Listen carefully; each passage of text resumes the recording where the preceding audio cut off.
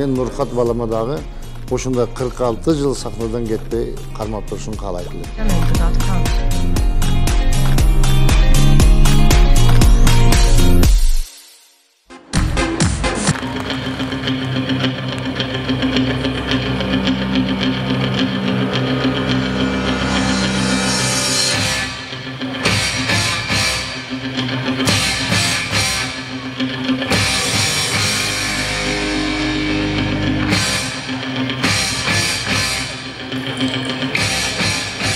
Orusça, kırgızca, İngilizce.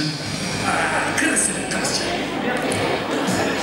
Assalamu alaikum, Akmengülü Alatoğ koyununda yaşagan ardактуу ак kalpaktуу atalar, ağılçek apalar, zamandaşlar, dostlar. Kutmandu geçinizler mine.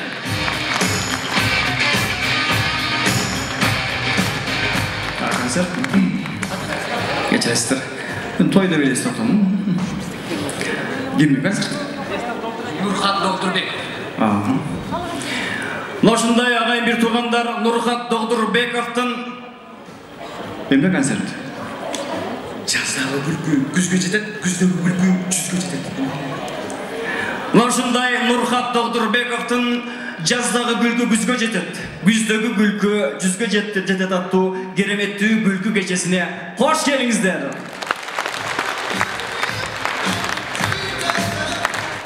Çıgarmacını insan bu gün siyahtı ağayın bir tuğan. Girgen jerin nurdandı. Andықтан kol çabılar meni tosып alыңыздар. Sahnada atanın oğlu Kuanıç Satayev tosып alыңыздар. Bişkek'in geçişleri atır deste. Kol çabıp turabız.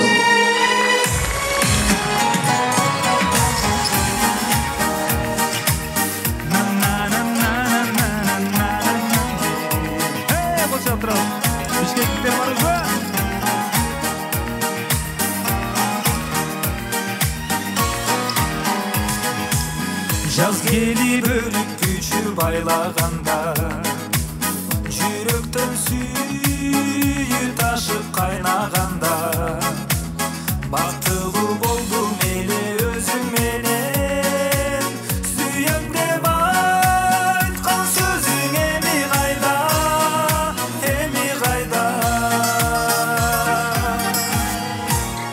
андагы Бишкегимдин кечтериң ай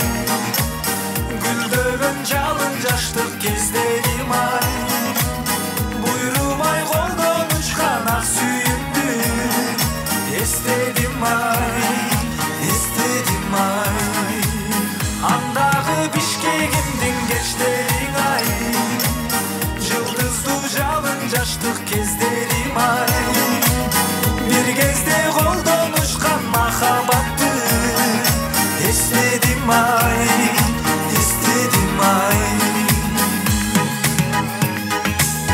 Жаз келип жыпар гүлдөр жайнаганда эскертет булбул куштар айланамда шын эле биздин жолдор айрылышпы арманым таппай жүрөм кеттиң кайда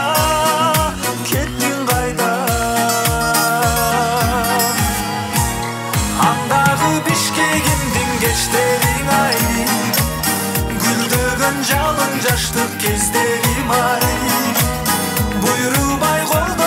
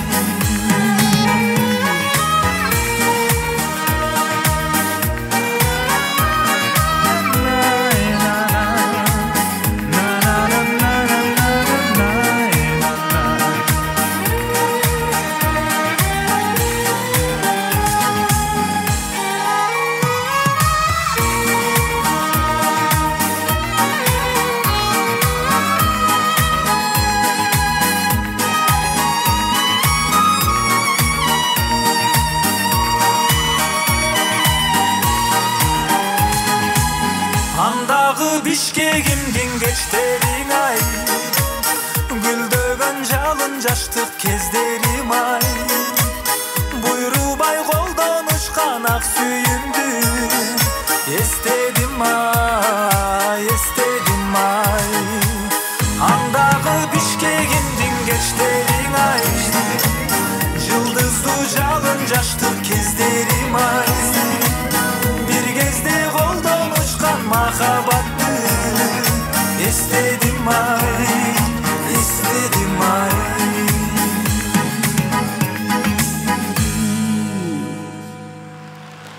Шаман рахмат, бар болыңыздар.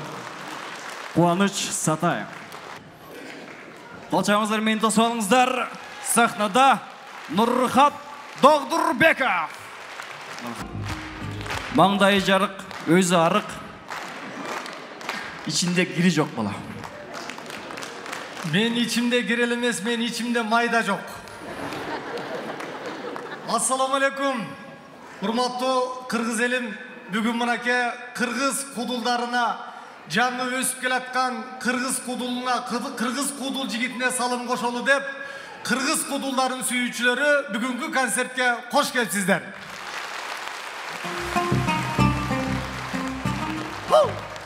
Бүгүн мына кыргыздын концерти сиздер менен ушундай улуу сахнада Токтогул бабабыздын атынан коюлган улуу инсандар жүргөн жерде кыргыздын эң сыймыктуу сахнасы филармонияда жолугуп турганыбызга кубанычтабыз.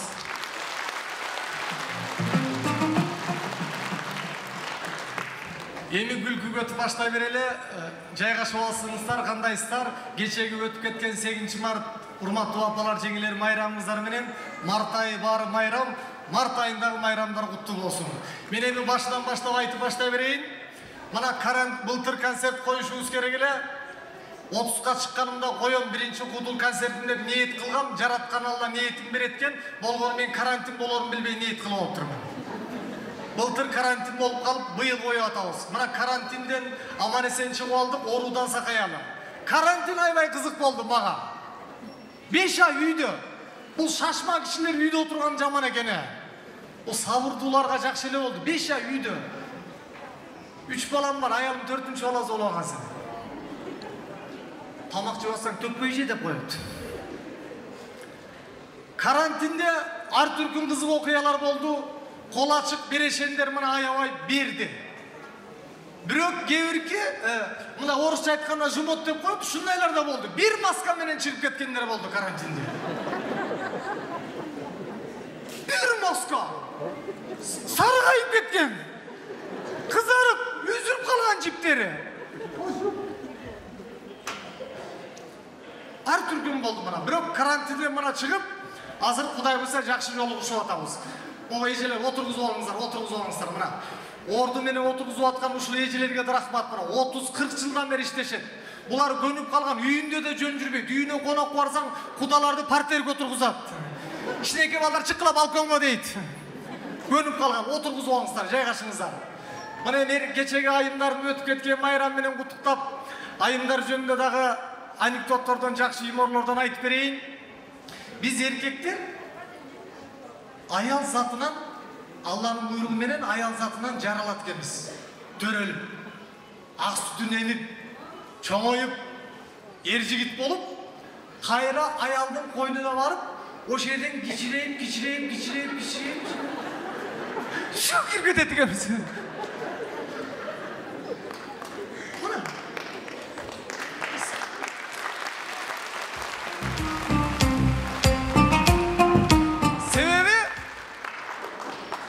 Жашоонун мыйзамы ушундай экен.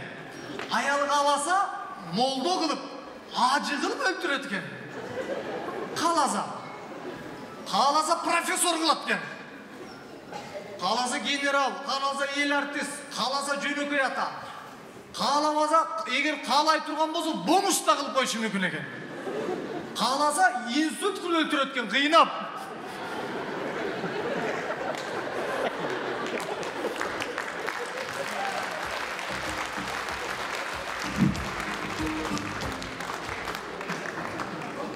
Болсунбек Ыстакеев деген bir кудул жигит бар, ошол айтат.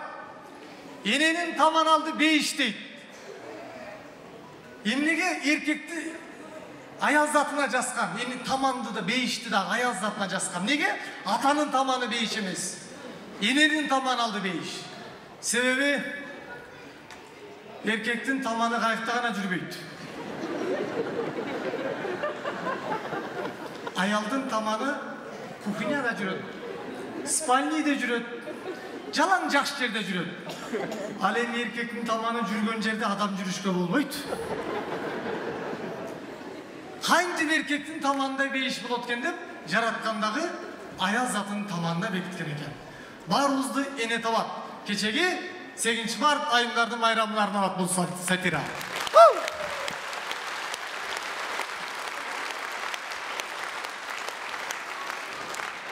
Мына мен өзү саясатка көп кызыкпайм.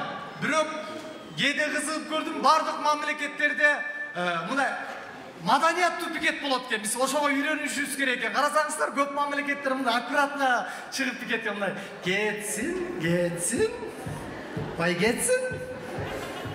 Уят. А бизде андай эмес. Бизде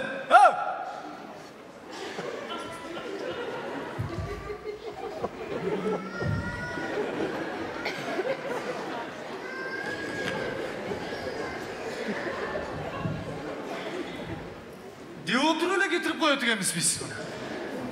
Биз кыргыздын өзгөчөлүк жери, кыргыз бир болушубуз керек экен. Ана мына кыргыздар азыр эч нерсеге таң калбай калдык. Кыйын балдар чыгып атса да таң калбай калдык. Бирок кыргыздын чемпион кыздарына бардыгыбыз ыраазы болдук, Бардыгыбыз мынакей. Айсулуу, Мээрим мына. Аял заты машина айдаганды үйрөндү, чемпион болгонду да үйрөндү.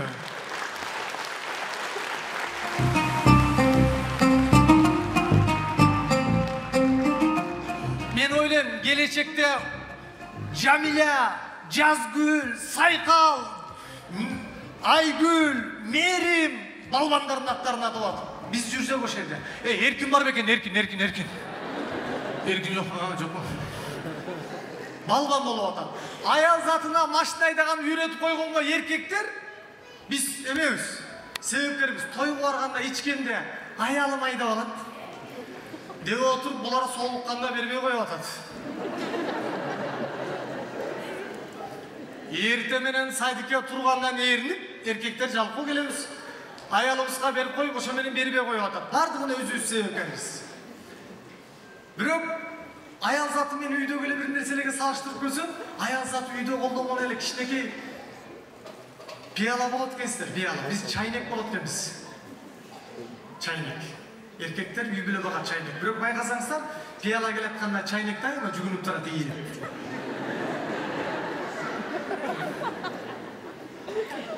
Карачы, жеңелер сүйүнүп калды. Чайнек агаларды жүгүндүрөбүз деп. Булар билбейт да чайнектин канча пияласы бар экен.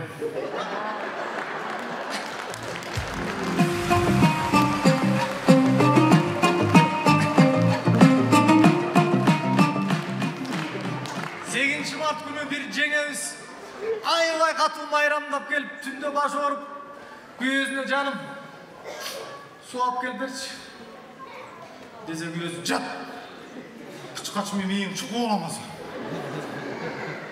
десе, аял айтат имиш, кычкачка чыксаң суу ала келчи деп.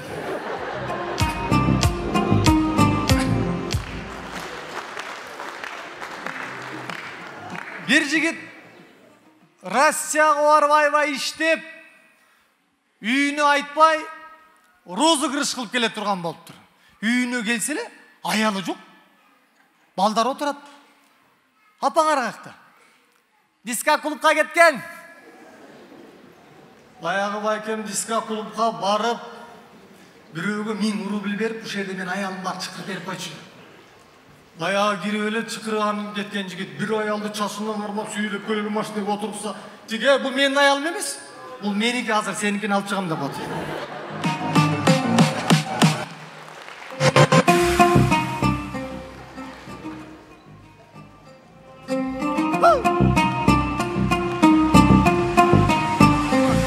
Молодец. Ömürlü olsun. Rahmat.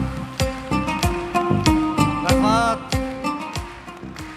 Швейцарияда окуп кел, Португалияда окуп кел, Сингапурда окуп кел. Мага десе Бишкекте оку. Эң негизгиси жакшы адам болсун.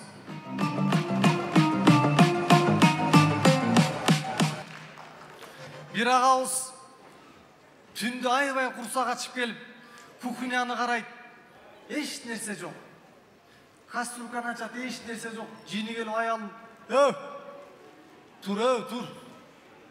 Ben neceyim. Jengem dağı tolu karağa eken işine. Cini gelip tur. İtak meni jep tuttum. Meni. Dese bayağı göz aytatmış, mağa maylu jegenge bolbaydı.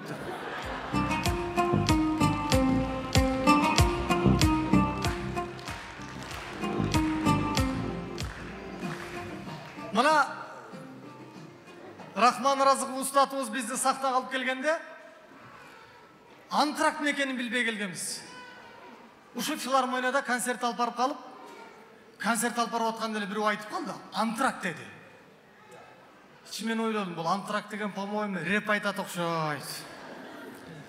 Деп сахнага чыгып келип, сиздердин дүркөөгөн кол чабыңыздар менен сахнада антракт. Десем эч ким жок. Антракт айтып кал. Мына антрактты билбей келдик эле, бүгүн ушинтип алдыңыздарга чыгып отурабыз.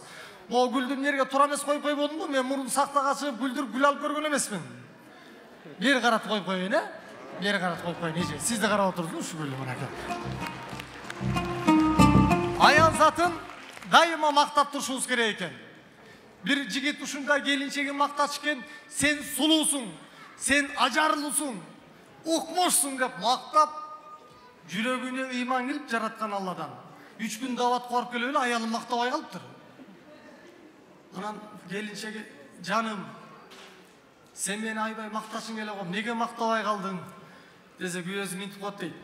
Даваттан келгенден калп айтканга болбойт экен деп коет дейт.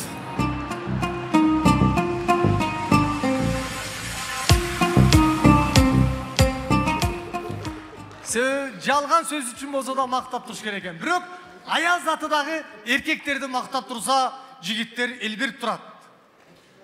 Үч жеңем өздөрүнүн күйөөлөрүн мактаптыр. Бир жеңем айтыптыр. Эми менин күйөөм көкжал. Эшик ачылганда билем көкжал келди. Десе экинчиси айтыптыр, меники да жөн күйөө эмес. Меники арстан дептир, арстан. Ушундай айбаттуу. Десе үчүнчү жеңем жобошураак окшойт. Мактанбай отур. Эй, сен эмне мактанбайсың? Десе меники деле силердикине окшогон айбан деп коет дейт.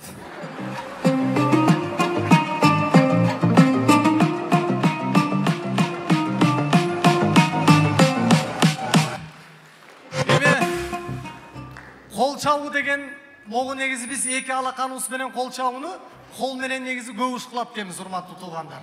Негизи эле адам баласы. Кол чаап барып президент шайлайбыз, кол чаап концертке келебиз, кол чаап тойлордо болобуз, кол менен көп иш кылат экенбиз, бата кылабыз кол менен. Кол менен кийинип чечинебиз, кол менен тамак жейбиз. Азыр кол чабуу дагы айбай кыйын болуп калды. Себеби тойго барсаң, тойдун башында эле кол чаап баштайт. Той бүткөнчө кол чабасың. Башында эле тамара чыгат, кол чаап кол чабасың ушундан. 2 жашты чакырам, жар менен дейт, жар ордуңардан туруп алып кол чаап кала дейт, кол чабасың. Кол чаап. Анан ЗАГС келебиз, ЗАГСка кол чаап, калтырып кол чаап. Өрчү бийчи кол чаап, туман, дым, торт. 2 жаштын жеңилби, жылкы нети кол чаап отуруп, тойдо тамак жебей. Bir aksakal baybiçesi менен paket salıp үйüne varıp, dasturxon jayıp, paketти koyup, kelemigen bir şaşmay jeydi. Kol çağıp kol hiç kim yok. Kana solay. Al gel. Televizoru sayıp koygen bir televizor. Televizoru saysa ele televizorda konsert болады. Kol çağıp koydu. Ötür televizor. Kol çağılar olsun. Ya. Rahmat. Дайым ошо тойлордо кол чаап жүрөлү, кудул киши айтып койгон нерсеге ишенип калбаңыздар. Дайыма ошо эки колуңуздар сол болуп, бири-бирине жакшылыктарга тийип турсун. Бирок кол бардык жерге тийип турат, билесиздер аны. Юмор күчтүүлөр ушундай болот мындай. Билсең эле билип калат о. Кыргызга бир тамаша тартуулаш аябай сүрдү. Кыргызга тамаша тартуулап кыргызды күлдүрүш да кыйын. Себеби кыргыздар күчтүү сөздөргө күлүшөт. Бир жигит бар экен, пияз тураган. Пияз турап иштейт экен. Оор. Бирөө үйлөнсө эле аялдары кетип калып берет экен. Пияздын жытына чыдабай. 2 жолу үйлөнгөн экен, экөөнү тең аялды кетип калып. Анан бир молдого барыптыр. Молдо ке адал иш кылам, пияз турайм. Үйлөнсөм эле аялдарым кетип калып атат. Десе молдо, сага жит билбеген аял керек экен. Деп жит билбеген аял алып берсе, ал дагы бир жумадан кийин кетип калыптыр. Анан молдо барып сурап, "Эй келин, сен жит билчү эмес элең го?" Десе келин айтат дейт, "Билбейм, күйөөм менен отурсам эле ыйлагым келе берет."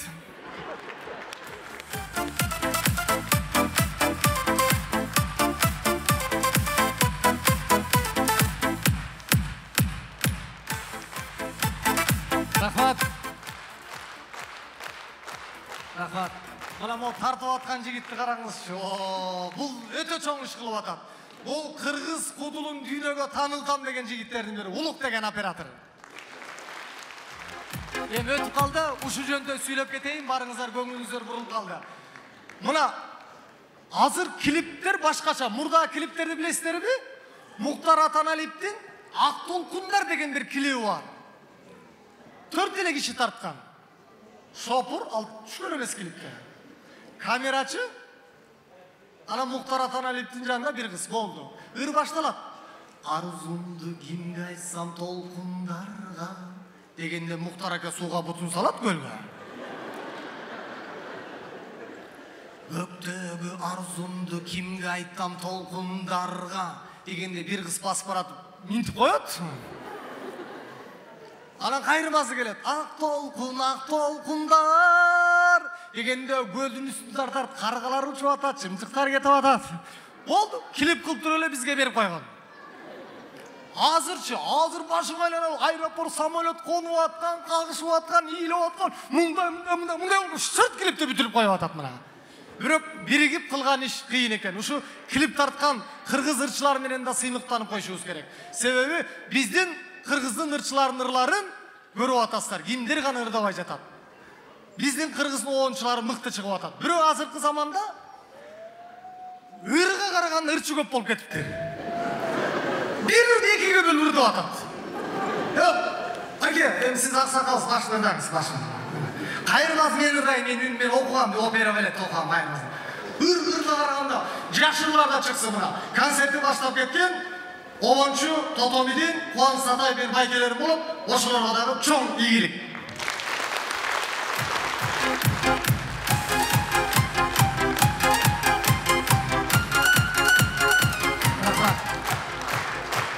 Демесе, мен сахна төрүнө устатымды чакырайын. Ар бир адамдын өзүнүн устаты болот.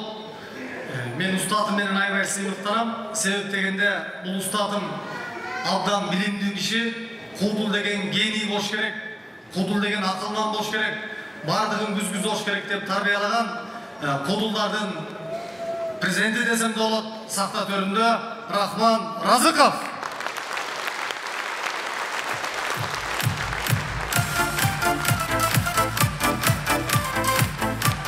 Ага, келиңиз.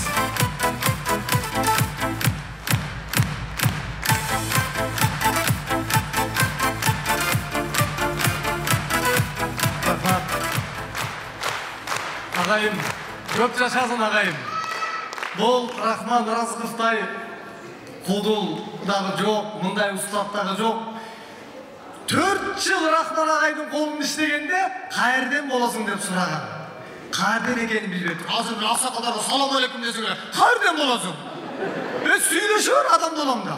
Мына Рахман Разыков.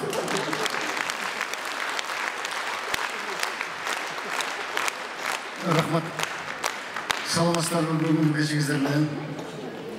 Мен Нурхат баламдын концертин бияктан карап отуруп, өзүмдүн эң алгачкы концертим эсиме түштү да эмнегедир.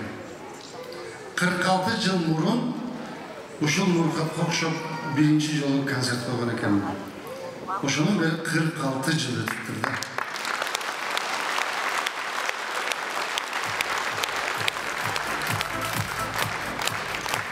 Куудулдар мууну алмашып, жаңы балдарыбыз келатат. Мына ушул сахнада ырматтык Манас Бердибеков деген куудул досум бар эле. Эсиңизде болсо, чогуу жүргөнбүз көп жыл. Арабызда жок, жаткан жери жайлуу болсун. Ушул сахнада чогуу жүргөн Жаныбек Алыкулов Шорпо деген куудул балаңар бар эле. Жаткан жери жайлуу болсун. Ушул сахнада Дөөлөт Мадымаев деген куудул ийним бар эле. Жаткан жери жайлуу болсун. Жамбыл Камчиев деген куудул бар малым. Бар алчы.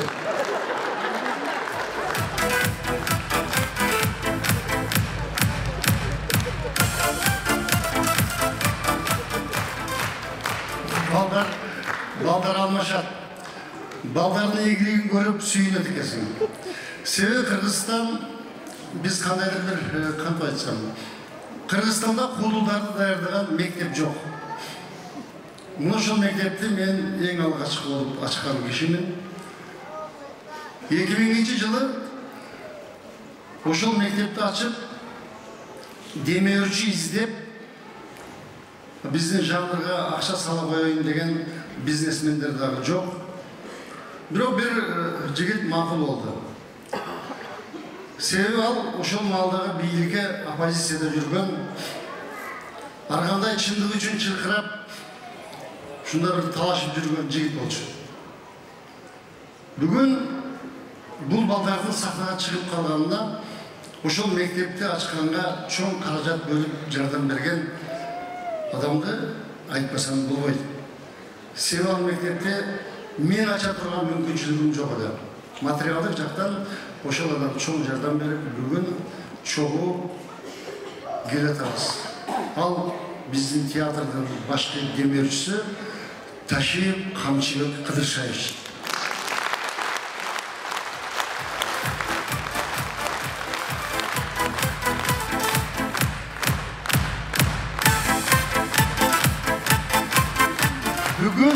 Бүгүн коррупция менен күрөшөм деп бардык нерсени мойнуна алып, кандай кызмат кылып атканын көрүп атабыз. Мен өзүмчө отуруп ойлойм да, мына ошол коррупция менен күрөшүүдө куудулдардын, сатиранын өтө чоң жардамын тийгизсек болот. Демек биз коррупция менен чогуу күрөшсөк болот. Мына ушул менин балдарым, менин театрымдагы чыккан куудул балдар коомду сындап, ошол коррупция менен күрөшкөнгө жардам берет деп ойлойм. Рахмат биздин башкы демөөрчүбүзгө.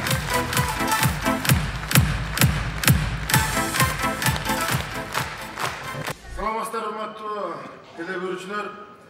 Биздин берүүбүздү билесиздер, ушундай эл ичинде таланттуу, элден башкача жашнакай инсандарды ар дайым эфирге алып чыгып турабыз. Бүгүн дагы биздин эфирге кыргыз элине аттын кашкасындай таанымал болбосо дагы, тайдын кашкасындай таанымал болуп калган жаш бир чийбес, ушундай бир калеми курч десем да болот, ушундай бир кемеңгер замандаш акыныбызды чакыргым келип турат. Ошол коногубузду студияга чакырып алалы. Белгилүү акын агабыз, досубуз десек болот тургандар, замандашпыз. Шашылыш Тымаганов агабызды чакырып коеюн.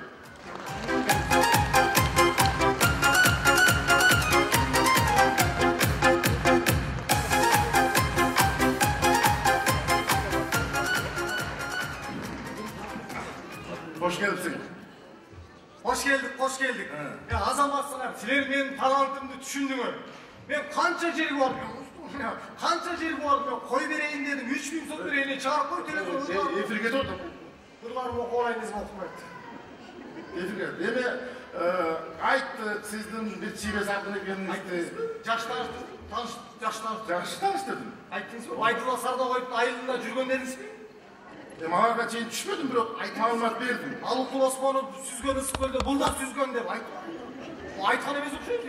Айтыш керек пе? Айтыш керек. Тиги эме менен Келдибек Ниязов менен чогуу мас болуп жатып алсам ал болду. Андан башкасын айтып. Кыскасы сейрек кезде иш жудандарга окшогон ушундай бир биздин замандашыбыз. Эме абада сөзүбүздүн биринчи сөзү айтпайсызбы Байдылдын айылдын болгон деп. Эфирдин жүрүшүндө айтабыз да. Эме биринчи атыңыз менен фамилиясына токтололу. Себеби дегенде мындай атыңыздагы көпчүлүк мындай таң калтырат. Шашылыш, фамилияңыз тынмаган, неге ошондой мындай бир ыңгайсыз же ошондой күлкүлүү бир фамилияда жүрөсүз? Түшүндүрүп берсеңиз. Сиз дагы жөн жигит эмес экенсиз. Өзү теледе жөн жигиттер иштебейсиңер. Укмуштар иштейсиңер теледе. Карачы мен атыма маневр атасыз. Мындай необычный болуп атпайбы? Анан элге түшүндүрүп берип коюңуз да. Мен эми атым шашылыш болгону 7 айлык болуп төрөлгөм. Анда тура эле шашылышта турат. Ана ырды дагы тест жасап. Мындай. Жүрүп баратканда маршруткада жазып коем. Бир остановка калганда ырдын аягына точка коюп коем.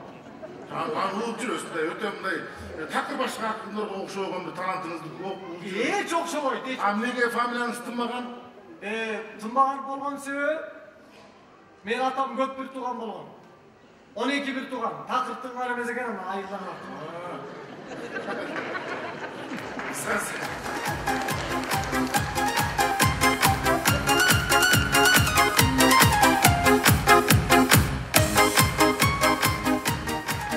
Кыскасы ушундай бир керемет өнөрсүз талантыңызды айтып атабыз. Эми элге бир мындай бир алгачкыларыңыздан бир окуп бериңиз. Мен көп ыр жаздым. Мен биринчи айымдарды куттуктап, айымдарга жазгандарым окуп берейин. Как раз кечене майрамы болду. Аялдар эне болот. Аялдар жеңе болот. Сен өзүңдүн атыңды билбей калмаксың, ошол аял сени төрөп койбогондо.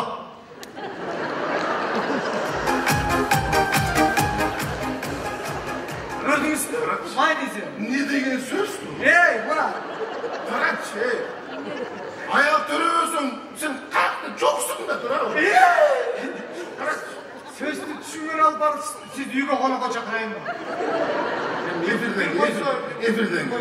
Эфирден. Азыр эл сиздин ушундай калемиңизге аябай суусап турган кезде, мына азыр бир ырга ушунчалык элдер реакция кылып аткан кезде, эми негизи акын адам коомдогу болуп аткан нерсе бардык өнөр адамдар, айрыкча ушул жазма акындардын через жүрөгү аркылуу өтөт экен да. Эң туура, меники да өтөт. Меники кээде токтоо, анан өтөт көптөн кийин. Туура айтып атасыз. Азыркы коомдогу эң сиздин жүрөгүңүздө көйгөйдөн өткөн, акыркы соңку өткөн окуяга ыр келтирсеңиз керек. Болду. Сотка жөнүндө. Сотка. Сотка о проблема. Алысты жакын кылдың сотка. Ар түркүн селфи кылдың сотка. Олтура албай 20 мүнөт сенсиз, сен өзү кимсиң сотка?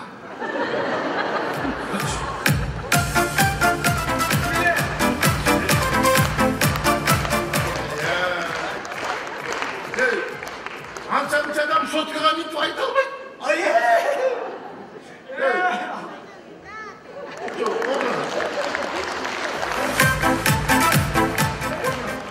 Карачы, айтып атпайсың. Сен өзүң кимсиң деп атпайсың. Бетин айтып атам. Бетин. Атак соткага эч ким жаман мамиле кыла албайт. Итет. Эч ким ансыз жата албайт.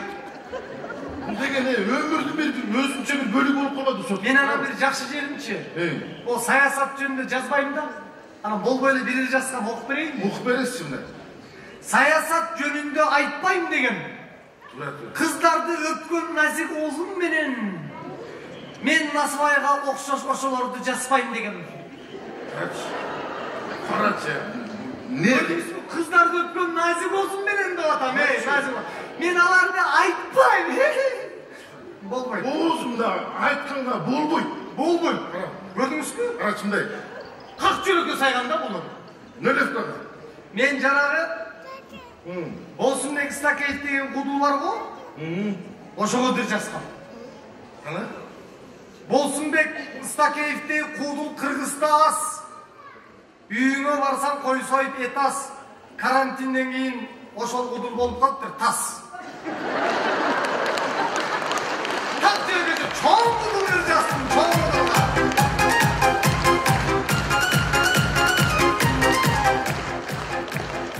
Yok, bulup kalsa kapı olmuyor.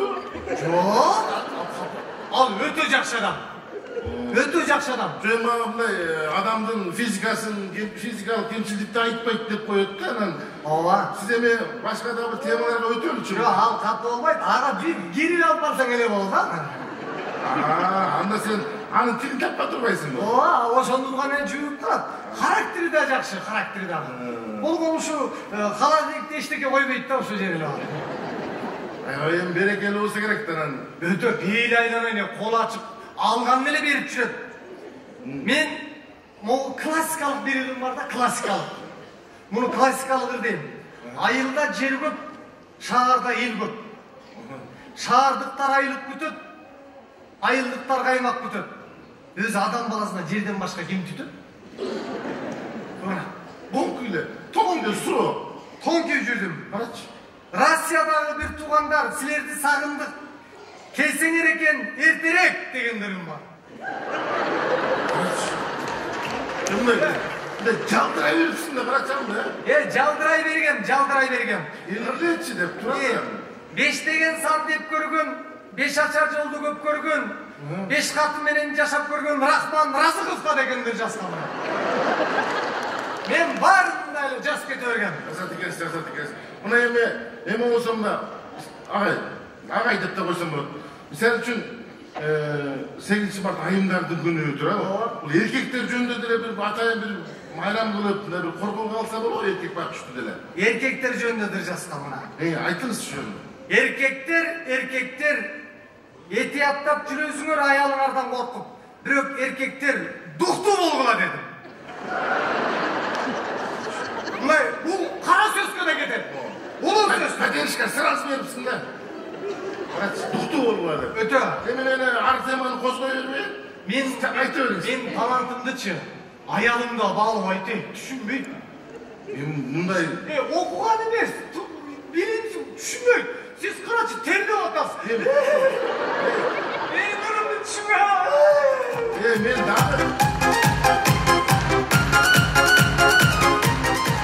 Men dagı üylerimde otam, ayla çok duramam. Mana. Şundan aytıyorum olsun, üylerimde gel otam. Sizde?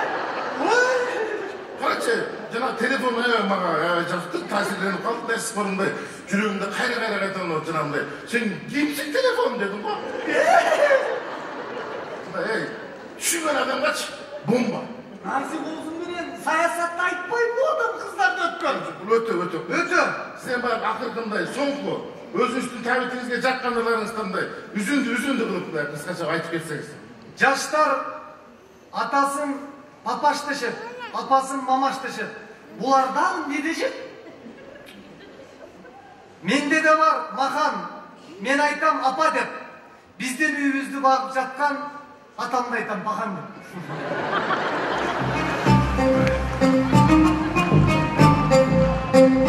Жақсы. Ең башкысы кейбірлеріңіз ұйқаш екен аяқ сүйіндірген ошол жерлер. Жаңағы маңда дух бере тұрғандыларыңыз дух бересіз жаңа. Бір-екі қайыр келтірдіңіз ба? Дух бере тұрғандар жазған. Мұны түнде жазған. Түнгі саат 2-де қырғыз жөнінде ойланған. Тұраған öyle. Тұр öyle жуындым. Қырғыз жөнінде жуынбай ойланған адамдар алар көпке барбайды алар. Таза болуш керек да, ой таза болуш. Қырғыз жөнінде ойлануш үшін таза болуш керек. Қырғыз жөнінде ил бой жерде ойланып тұрған ұлт емес қырғыз. Айтыңыз. Жуындым 2-де тұр. Қырғыз дедім. Dedim. Ne dedin de koyarşı? Ne dedin? Azır aytam. Erterek ayt. Şaşma. Kırgız eline bolgan жүрөгүмдөн çıkan uçkay söz.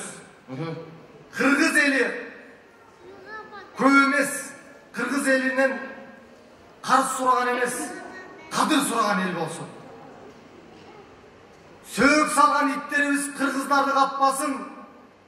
Bizdi kişinekeleri başlar meyvizdi çakmasın. Maydalarda yazsam da maydalarda.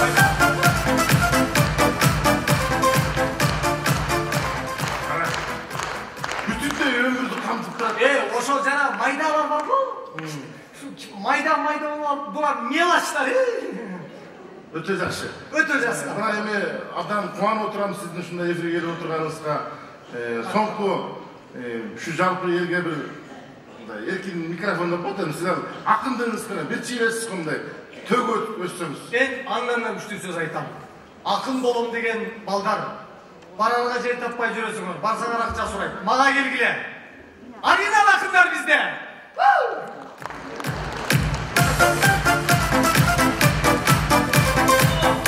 Bir çiğme sakın. Ben sizi sileyim. Sileyim. Kırınız canatmadan. Opayda kesin söyle. Жакшы көргөн цифрам 8, мага караганда могу кичине семиз. Рахмат. Байке. Men ушул bir çiğme sakındı. Ушул жашоодо эң чыгармачылыкта сыйлаган инсаным ушул bir çiğme sakın. Азыр тойдон айтып битип кетишпей калдым. Кандай? Баары жакшыбы? Жакшы отурасыңарбы? Концерт жайып отурам кичине. Жакшы. Ай, кажа мен охранниктер бергем. Ошо bir çiğme sakındын ыры. Мен жаттап алгам да. Міндет. Адам ар кандай өмүр сүрөт. Анткени бир эмес го баарыбызда жүрөк. Эми бирөөлөр шайыр каткырып күлөт. Бирөөлөр кабагын салып, кабакты түйүп жүрөт. Маршруткада элдер бири-бирин түртөт. Жылкы да анча-мынча үркөт. Ушундай да, жактыбы? Жакшырбы экен? Bir çiğme sakınımları tolganda. Zergip kalbağına bir jakşı çıkarma olsun. Sizler barыңыздар, bilesizler, barыңızдар, tanıysızlar. Kolçağımızlar beni sahnara çakırır. Tosып alыңыздар. Özbek Seyit Qaziyev ağayın bir toğan.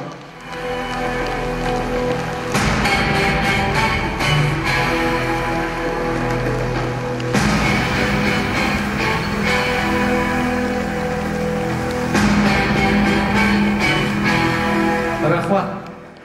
Tamam, banditlerдің музыкасында екен. Мен чемпионат атканда бір бандадың башчысындай чыктым окшойт да. Кандайсыздар, жакшысыздарбы? Маанайыңыздар жакшыбы? Өтүп кеткен 8 март майрамыңыздар менен куттуктайбыз. Кеч болсо да кабыл алып коңуздар. Көп муздайт. Рахмат, чоң рахмат. Таластык туугандар барсыздарбы?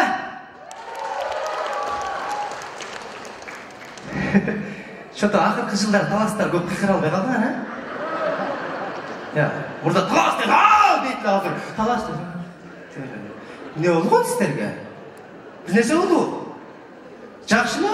Чемпиондорду чыгарган, кыйкырып отуруп, улакчыларды чыгарган таластар бүгүн чото кудул чыгара албайт окшойсуздар, таластар барбы?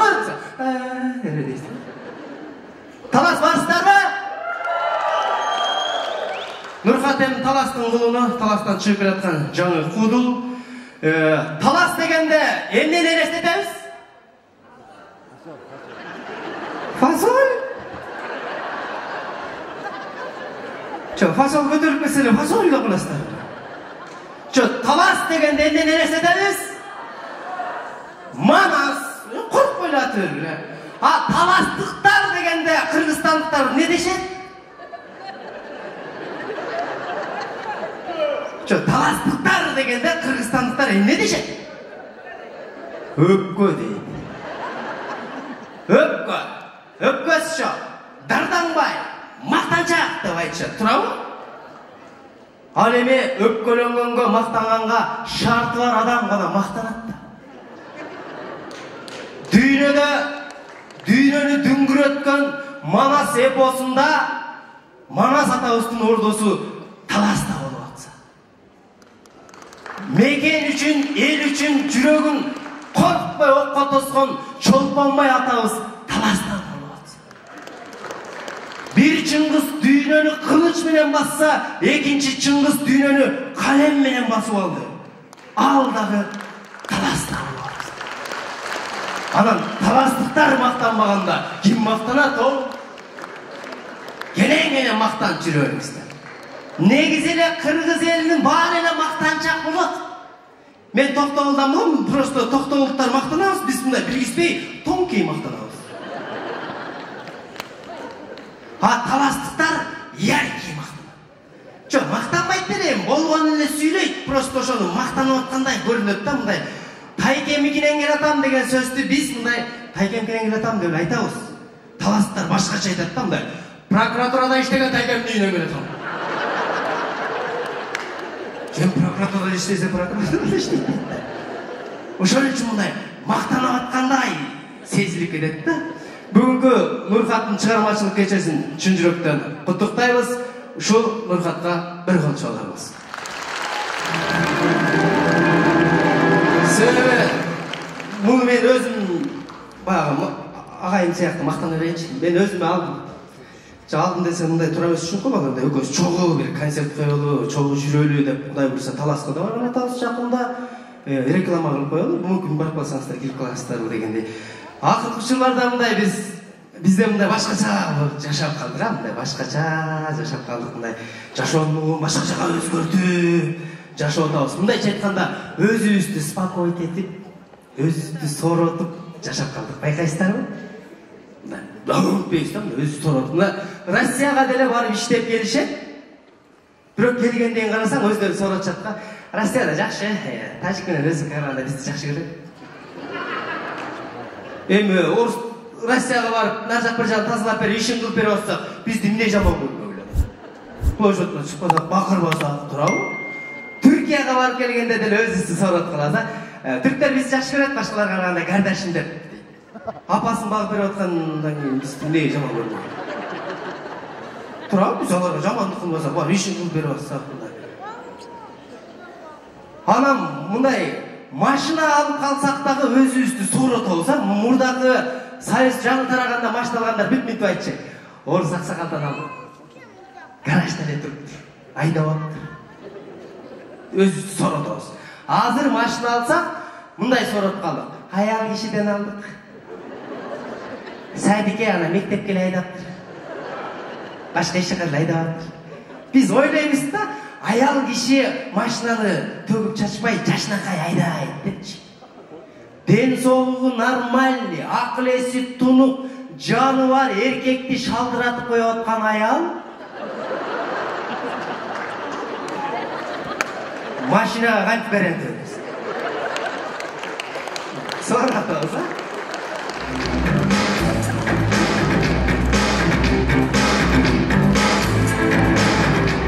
Ушундай болуп, мындай өзүбүздү сооротуп жашап калдык да. Акыркы учурларда могул сөз мода болуп кетип байкадыңыздар мындай. Сен үчүн, эл үчүн, жер үчүн деле баары эле бакырып атат да. Мындай карасаң баары эле патриот болуп кыйкырып аткандай. Бирок мындайынан түпкүлүгүн карасаң баардыгы эле өзү үчүн. Бирок бирөөлөр үчүн жашап аткандай догурунабыз. Байкайсыздар, сен үчүн бүт койдум, сен үчүн бүт койдум деп эле мындай. Өзүң эле үчүн экен баардык нерсе. Кыз жигит деле бири-бири менен сүйлөшүп жүргөн кезде жигит кызга гүл алып барып берет дагы. Сен үчүн алдым. Сен үчүн кинотеатрга билет алдым. Сен үчүн могу кафени тандадым. Өзү эле помпун уруп жүрөт да, сен үчүн деп катыргысыз. А кыз деле баягы келгенде деле сиз үчүн байкемди уктатып чыктым, сиз үчүн апам алдап чыктым. Апасынан эмне кереги бар деген. Өз үчүн. Ал эми үйлөнгөндөн деле үйгө машина айдап келип, силер үчүн алдым, мына ташып турайын деп десең, аялым ишенбейт. Өзүң үчүн алдым. Кенен кесир, досторума мактанайын, мына жакка жакка кенен барып келейин деп алдым дегенде жинин келиппи деп айтасың ба? Өзүң үчүн алды деп, алдыгы кийип турган шубаны айтса болот. Ну, машинаны силер үчүн алдым десең, абырратына сөз келет ка. Мен муну жыргаганман алыптырмын да. Баланча аялым бага албай калып жүдөп калыптыр деп айтпасын деп, сен үчүн алдым дейт. Бала тарбиялап атканда деле сен үчүн мону кылып атам, сен үчүн могу жерге окутуп атам, сен үчүн иштеп атам деп бакыра беребиз. Акыры түбүн карасаң өзүң үчүн эле. Картайганда кыйналып калбайын деп бирөө тарбиялап койду ушул. Ошон үчүн туугандар, мен муну концертке өзүм үчүн келдим. Сүйлөп коеюн деп. Дальше ошо Нурхатка катташышым керек. Өзүм үчүн. Ал эми сиздер дагы могу концертке өзүңүздөр үчүн келдиңиздер. Сен үчүн деп кыйкырбайчы. Ошон үчүн өзүңүздөр үчүн бир кол чаап, баштабыз.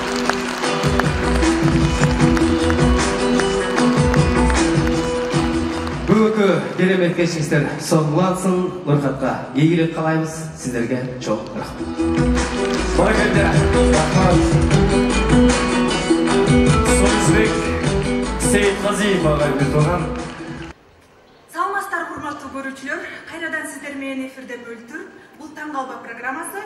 Бүгүн бизде өзгөчө мырзалар конокто. Булар келечегин тактаган, максатын аныктаган, демократиялык заманды ашыгы менен аттаган мырзалар. Алар кимдер деп турсаңыздар, бүгүн биз сиздер менен 3 күйөө болуп барган мырзалар менен маек кылабыз. Анда эмесе бүгүн бизге конокко келген мырзалар менен тааныштырып кетейин. Азыркы учурда көптөгөн мекемелердин башчысы Кайманаты Нуке мырза.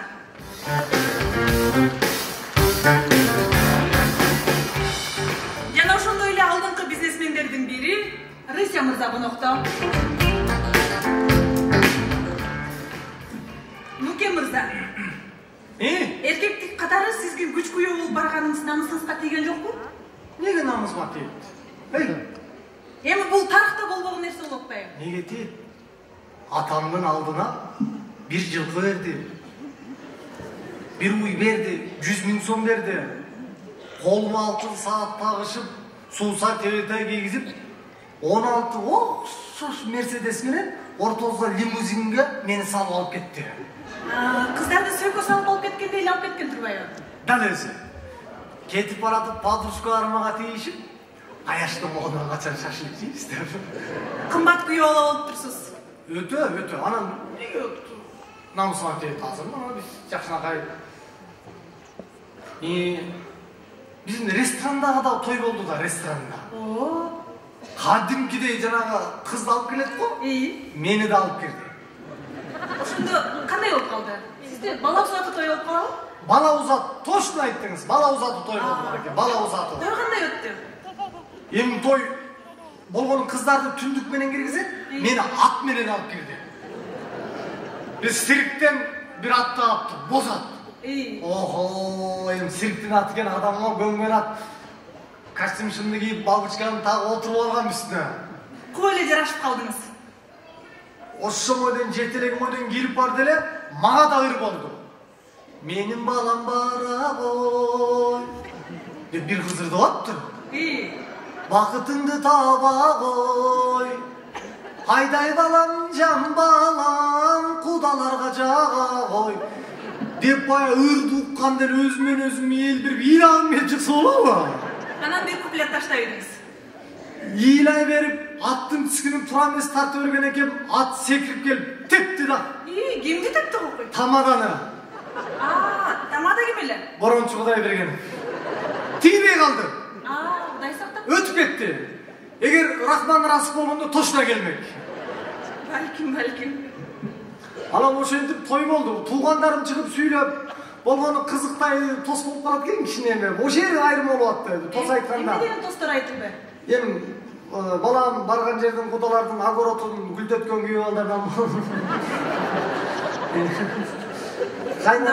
Эч убакта кайнатаңдын көзүнчө жаман иштерди кылба, сөгүнгө. Кайнатаң барда сарайдын эшигин катуу жаппа. Анан баталар кабыл болуп атабы? Баталар кабыл болуп атат мына. Бир чоң эле мекеменин жетекчисимин. Күйөө болуп барган күнү 570 000 кисти. Эртеси күнү 150 кишилик частный ишканага, менчик ишканага жетекчи кылды. Өтө эле кымбат күйөө болуп турсуз. Мен өзү жакын эле түшкөм ушу Бишкекке. 5000 көйдү билесизби? 5000 көйдү. Ошол жерге күйөө болгон мен. Ошол жака күйөө болуп калдыңызбы? Дал ошол жерге күйөө болгон. Болгону кайын журт менен деле бат эле көрүнүшүп кеттим. Кандай кабыл алышты кайын журтуңуз? Эми кайнатам иче деген өлгүдү. Урттур үйрөтүгене кону ошосу эле. Кайненем кичине түзүгүрөөк. Жакшы мамиле эдесизби? Өтө жакшы мамиле эдебиз. Бирок жада 2 жылдан бери кайнатама көңүлүм алып баратат. Эми жашоодо кайнатады бойлоп коем кеде. Рыся мырза. Сиздин тоюңуз кандай болду? Жок, муну мен айтып коеюн. Мени жанагы 16 окшош мерс лимузинге салып алып кетип атканда, бул мага күйөө жолдош болуп чыккан. Күйөө жолдош беле сизге? ЗАГСка чыккан. Ошол жерде мунун бир подружкасы жактырып калып, Отурчу мен өзүмдер айтам аны. Мүмкүн өзү айтып. Түнү менен ичирип, кара кулжага ачып кетиптир. Бул жагы да кызыктуу экен. Түптүс кетти кара кулжага ушуңойдон. Мен деген алага чыгып кетишти. Сиз да алага чыгып кетиштиби? Алага чыгып кетишти кадимкидей эле. Ушул дос баламдын тоюнда ушундай жыргаган экенмин, ичкен экенмин, Эртең менен көзүмдү ачсам көшөгөнүн ичинде жатып турмун. Ана. Мына кызык. Эркекмин да, үйлөнгөн экенмин деп ойлодум мен. Көзүмдү ачып шат турсам эле эркектер, байкелер, акелер, үкөлөр калпак алып келип башыма сала башташты. Сиз эркек катары качып кетүүгө аракет кылган жоксузбу? Кылдым, өтө сонун кылдым мен. Калпакты чечип ыргыттым дагы, көшөгөсүн айырып салдым. Мына качып чыгып кетейин дегенде атамдан улуу аксакал жатып алды босогого. Анан кыя албай калдым. Мен атамды деген сыйлайм мен. Атамды аттап кетип турсун, сөзүнө өйдө карап сүйлөй алчу эмесмин. Аны атасын сыйлайт? Сыйлайм мен. Мына сыйга татыктуу балдар турбайсыздарбы? Ооба. Бирок ала качып кеткендердин жашоосу болбой калат көпчүлүгү. Мунукун сураңызчы. Азыркы ала качып кеткен кыздар көпчүлүгү ажырашуу менен бүтүп атат. Сиздердики кандай? Ой, биз деле ала качып кетели дейбиз. Ой, биз деле ажырашып кетели дейбиз. Кудай сактасын. Ортодо сеники канча балаң бар? 2. Меники 3. Ошолорду таштап кантип кетип каласың, Байкуштардын көзү жалдырап турса, кетип каласың. Нуке мырзанын үйлөнүү тою абдан жакшы өтүптүр. Сиздердики кандай болду? Бизде үйлөнүү тою болгон жок. Болгон жок. Бирок свадьбага желанияң барбы деп сурады жакшы эле. Мен болбой койдум. Өзүңүз болбой койдуңуз. Үйдөгүлөргө жардам бериш керек. Ата-энеми багыш керек. 4 бир тууганбыз. Ошол кичүүлөрдү окутуш керек. Бирок жаман болгон жок. Мен деле эртеси барган күнү Lexus миндим. Анан Дубайга эс алууга бардым. Бардыгы? Азыр бизнесменмин. Бирок бул деле жакшы жерге түшкөн. Мунун кайнатасы намаз окуйт. Ооба. Ыймандуу. Сиздикинде болуп ичпейт экен да? Жок, мунуку ичпейт, мунуку түзүк. Жакшы экен. Бир кездекте эптеп оокат кылып жүргөн мырзалар, азыр көрүнүктүү бизнесмендер, урматтуу көрүүчүлөр. Эркектерде сеп берүү салты кандай болот экен? Болду. Мага берди. Эмне сеп берилди? Кетмин, күрөк, мал сойгон канжар, балка, берди, эркекке керектүүнүн баарын берди. Сеп берди. Себиңиз жакшы болду. Өтө жакшы болду. Буга деле берди болуш керек. Берди. Төө тайлагы менен берди. Төө тайлагы менен берди. Буга да берди. Сиздики да күчтүү болду экен. Биз шашылыш элек. Биз бүгүн бир баланы узатышыбыз керек эле көлгө. Узат этип койсоңуз кетет. Бул салт абдан жайылып баратат окшойт да? Жок, бүгүн бир жакын досубуз кетип атат көлгө. Ошону узатып берсеңиз, Мейлиңиздер. Мына достор, Таңгалба программасында таңгалыштуу нерселер боло берет. Эмки эфирден жолукканча саламатта калыңыздар.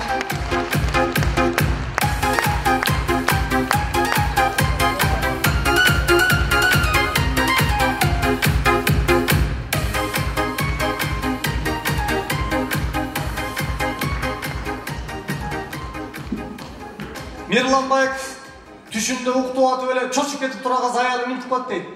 Мирлан, дүркүрөң мылчаларын кайрыктай бер деп атат. Эми көлүп калат деп кол чайкап кой деп. Бир таможняда турган гаишник байкем түшүндө чочуп кетип тура калып. Камаз. Десе кичинекей баласы. Ата уктай бериңиз, пустой деп атат. Ар ким өзүнүн ишине жараша. Рахмат, өмүрлүү болуңуз, көп жашаңыз. Балдар көп өмүрлүү болсун, көп жашаңыз. Рахмат, гүл берип аткандар 100гө чыктылар, бербегендер да 100гө чыктылар. Аман болуңуздар. Баары өмүрлүү болсун. Биз ар бир кыргыздын өмүрүн тилейбиз. Ошон үчүн ден соолукта болуңуздар. Мен айтып аткан оюман чыгып кеттим, кийинки юмордон баштай берейин. Жараткан Аллага шүгүр. Бизде ашказаныбызды тамак жеп эле ошол кезде сиңире турган жаратып койгон. Тамакты жейбиз, ошол кезде сиңиребиз. Кокус бизди уйлардын, жегир койлордун, жаныбарлардын ашказанын окшош кылып жеп, анан 2 сааттан кийин сиңире турган кылып койсом эмне болот эле? Кепшеп. Элестетиңиздер, азыр сиздер концертке тамак ичип берген болот элеңиздер. Ушул жерде отурганыңызда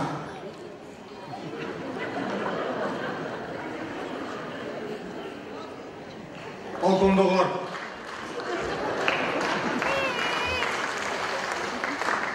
Тойдо экинчи антыракта элдин баардыгы кепшеп калган.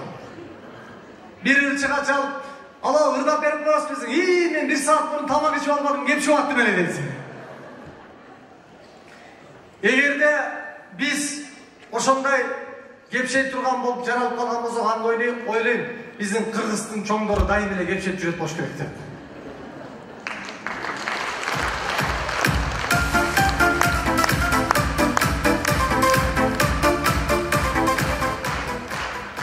Бир жигит үйлөнөйүн деп эле кыз таап кездер атасы ушундай санжыраны билген, салтты билген укмуш кишкен. Кайерден болот? Атасы ким, апасы ким деп сурай берет экен. Апасы болбойт. Не болбойт ата? Мен анын апасын жакшы билем. Дагы бир кыз таап келип, ата ушу кызга үйлөнөйүн деп атам. Десен атасы айтат, жок болбойт. Неге ата? Мен мунун апасын жакшы билем. Баягы бала тажап кетип, эч атасын тааныбаган шаардан бир кыз апарылган экен. Атасы мына мунун болот. Апаң апаң. Десе апасы айтатмыш, болбойт, мен мунун атасын жакшы билем.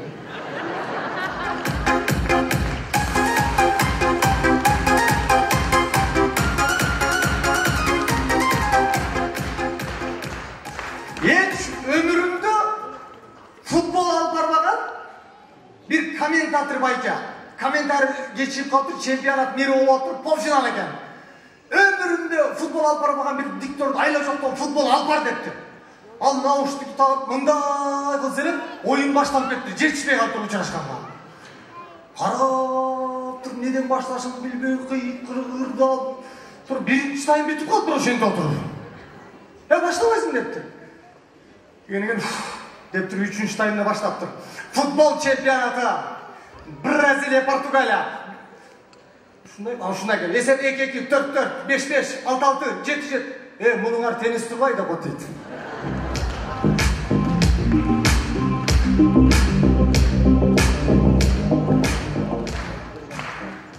Görse futbol alıp bargan alparçı tenis alıp barıp ketip kaldı. Mına biz ayal zatın aybay jakşı sыйлайбыз. Көчөдөн дагы машина эшигин ачып сала калып жаба калып бүт жерден. Шаарга жан келген адашып женский байнага кирип кетсем, чылапчы менен уруп. Не кирдиң? Деп мочалка менен чаап кууп чыгышты. Биз эркектер байнага чыгып атыр эле, биз жака да адашып бир айым кирип кетти. Биз тура калдык. Келиң сен.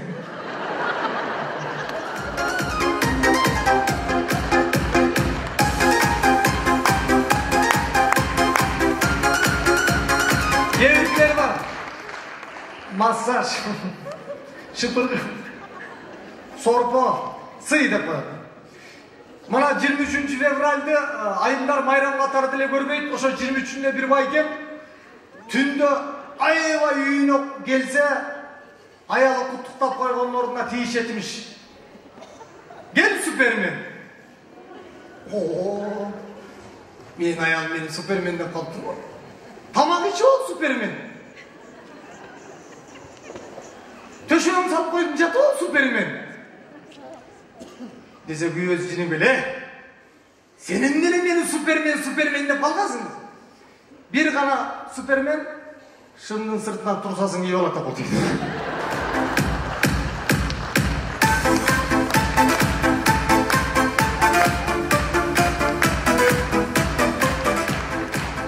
Dostlarımız diska kulup kalıp vardı, diska kulupka. Oturgan kalon, emedege kalonku varken side diye kadar. Sürü çalak, jakşı ayırganda ayırsın. Nasıl? Dağınındaydı içi.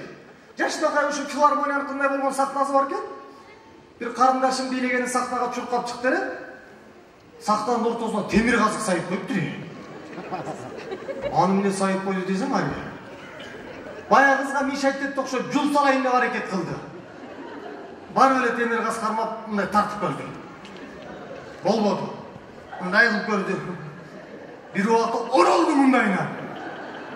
Hayra ne oroldu. Kolunu alı gitti. Terde başladı. Men ayttım onlara. Jardan berelim, jardan berelim. Otur deydi. Jardan berelim kız. Otur. Dağımızga. Bayağı kızın kolunda güç kalmaya kalıp bir vakta butu menen gitti. Zıl dedi.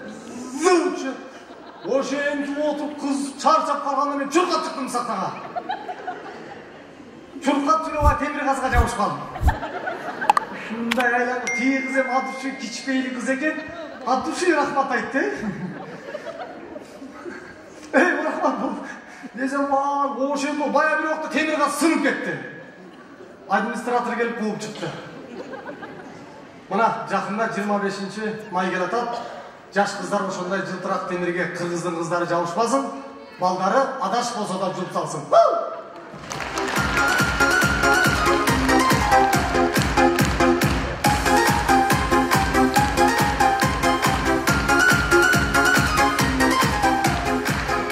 Чоң рахмат, келиңиздер. Рахмат, аман болуңуздар. Могу гүл берип аткан жайна дегенде же Пирамида телеканалындагы колчалар таңкы тамаша. Келгиле. Рахмат.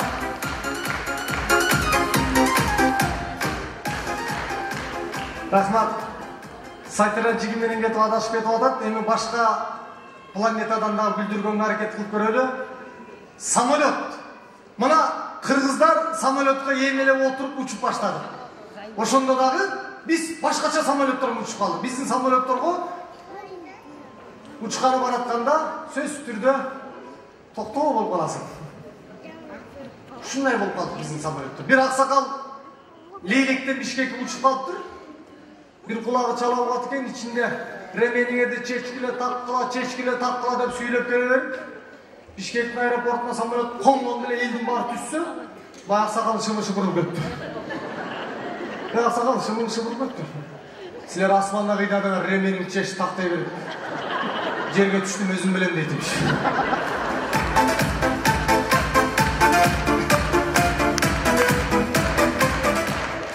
Баягы аксакал Бишкекте жүрүп, небересин көрүп, бала бакырасын көрүп, кайтыптыр өзүнүн жерине. Кетип баратып, самолет кокустан катастрофа попал болуп калыптыр. Ордугу бир кол менен калыптыр. Лөтчүкчү кечиресиздер. Мен 110 киши салышым керек эле, 111 киши салып алыптырмын. Бирөөңүздөр түшүп калыңыздар, калганыбыз аман эсен учуп кетели. Биз бордун менен аксакалды карайтыбыз. Аксакалдар тура болду. Өзүнүн бүтөлөрүн алды мен. Кел бир алакан жайып атып өргүлө. Ал менде бар ушуну аксакал калмап ошо.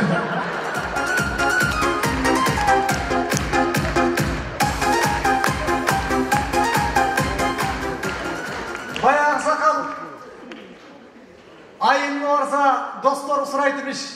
Бишкек кандай экен десе, Бишкек чөткү экен. Болгону суу маселеси жаман экен. Бассаң эле алып кетет экен, ичсең ичпесең жетишпей калды.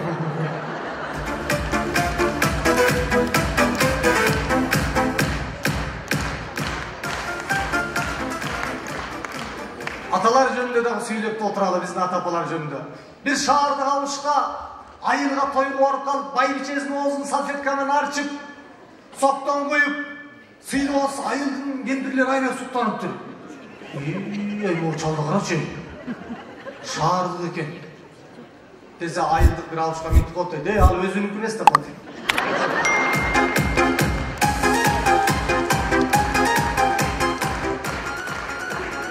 Себеби биз кыргыздар өзүбүздүкүнө караганда бирөөнүкүн жакшы көрөбүз дайыма. Өзүбүзгө караганда. Үйүңдө бир семиз кой турган болсо, өзүң үчүн сойбойсуң. Бирөө келип калат. Чоң кой бирөө келип калат. Бирөө келгенде соёсуң, койдун жилигин тиштегенде, мына рахат. Биз ошон үчүн кыргыз конок бейли экенбиз. Дайыма коногубуздан жаспайлы, кыргыздар жашай берсин.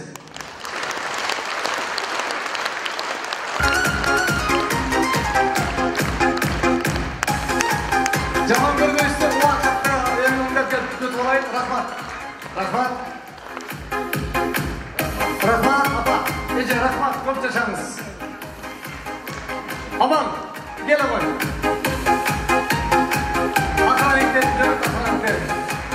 Рахмат.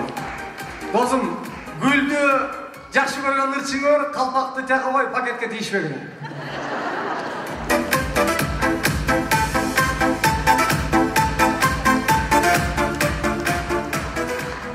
Мына эми Мен өзі Ырдайымдағы, бирок бүгін концертте Ырдабай эле коеюн деп чечкем. Себеби концерттин темасы жазда күлкү күзгө жетет, күздө күлкү жүзгө жетет болчу.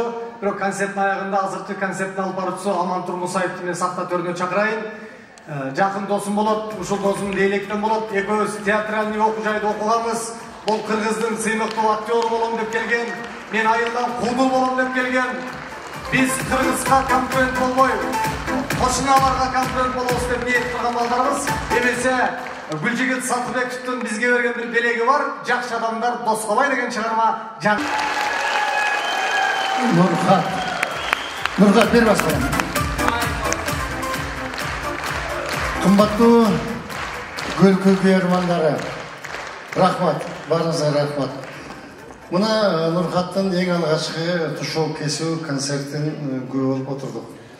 Мен балама эмнени каалайт элем? Сахнага таадымал болуп чыгуу оңой. Анда узак жүрүү кыйын. Мына мен 46 жылдан бери сахнада жүрдүм деп жана башында айттым. Мен балама эмнени каалайт элем? Сен дагы ошол 46 жылдан алыс элге кызмат кылып, күлкү тартуулаган, элдин жүрөгүнөн орун тапкан куудул болгон. Эгер элдин жүрөгүнөн орун таба алсаң, элдер сени дайыма тосуп, дайыма кол чаап көтөрүп алышат. Анда сага ак жол болам. Мынау кол чабуулар сага берилген бата болсун. Ак жол. Рахмат. Барлығымыз ағай, рахмат. Пейіліңіздердің кенеңдігі Рахман Разықовтай болсын.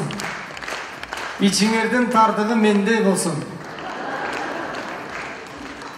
Жигиттерибиз Рахман Разықовтай болсын, кыздарыбыз мендей болсын. Элдерибиз Рахман Разықовтай болсын, депутаттар мендей болсын. Жоқ болып кетет ағай, бар. Чоң рахмат. Нурхат. Рахман Разықов. Тиги дүйнөдө бир эки арбак сүйлөшүп атат дейт. Бирөө сурап берсең, эмне болуп өлүп калдың эле? Тоңуп калган. Ох. Эң страшный